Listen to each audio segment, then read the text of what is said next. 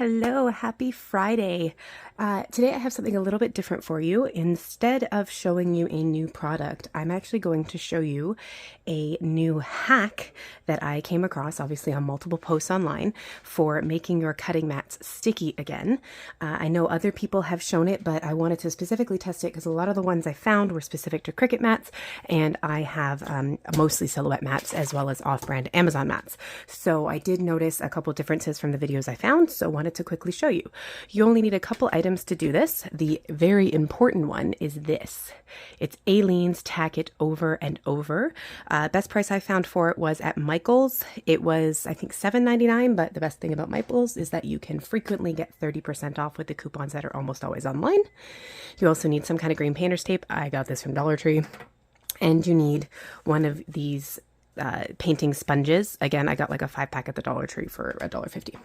So with regards to how to do it, it's really very easy. Just take a small dish, obviously one wide enough for your brush, and you're going to start by mixing a 1-to-1 ratio of warmer water and the Tack It Over and Over. I think I did about 2 tablespoons of the Tack It Over and Over again and 2 water, and I was able to do all of these mats. And it's not just these ones. I did these 4 you see here. I also did this regular size 12 by 12, this regular size 12 by 12, and I did both of these 12 by 24s. So it went a really far way. So the 1-to-1 ratio is specific for when you want a standard tack. You're going to want to do a second, if not even a third coat to your strong grip mats to make them sticky. And then when you're kind of done those, add it just a smidge more water back into whatever you have left, and that's what you're going to use to do a light grip mat. So I guess the formula for light grip is 2-to-1, but again, I had leftovers, so I just added a couple more drops of water to make it more watery, and then I did my light grip. So specific to my mats for Silhouette, this is the part that I thought was really interesting. This is the new Silhouette standard tack mat. Despite what everybody tells you online about how you can actually clean your cutting mats with either soap and water or with baby wipes, which by the way, I do all the time and I love doing it. These Silhouette mats, especially the standard tack mat, you cannot do that. They obviously use some type of glue on it. The second you put anything wet on it, you can physically see the glue coming off. And this particular mat goes so unsticky, like you've wiped everything off. It's literally just like the back of the mat, like it's completely smooth. Now, I don't know if you can hear this.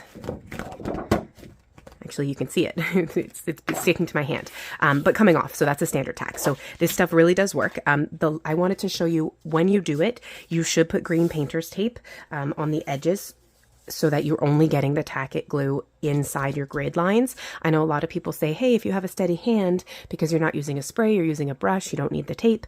I have a steady hand and I still wouldn't recommend that because honestly, if you get it on your mat where the rollers are going to hit, especially in Silhouette, it's going to scrape your rollers and you're going to have a way bigger problem. So my recommendation is use the tape.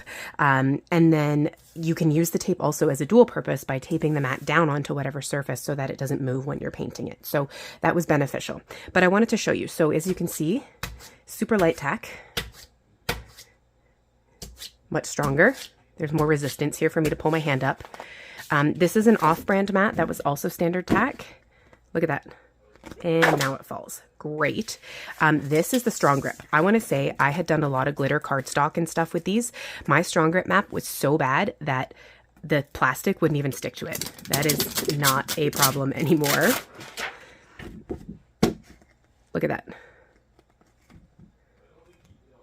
It's great now. So I do recommend this to kind of revive the lives of your mats, especially because mats are expensive. And given that you apparently can't clean the Silhouette mats, then I definitely recommend it. And I mean, I have a few.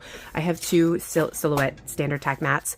I'll be honest with you, I actually prefer the off-brand ones from Amazon to the Silhouette simply because of the ability to clean them. So that's my tip for today. Aleene's Tack It Over and Over.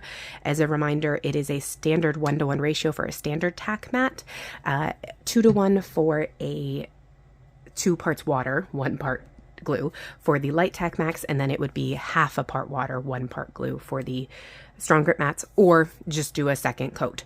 I will say actually that's really important that with my silhouette mats, because cleaning them made them totally bare, I did need 2 coats on this. However, I didn't do 2 coats of the 1-to-1 ratio. I actually did a single coat, and then after I did my light tack mat, when I had leftover of the light tack ratio, I went over the standard tack silhouette mats again.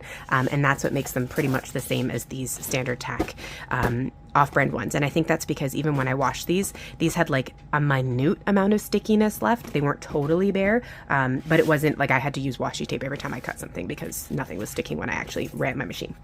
So that's my tip. Happy Friday! I wanted to end this video with a quick little video of my machine using one of the mats. Worked great!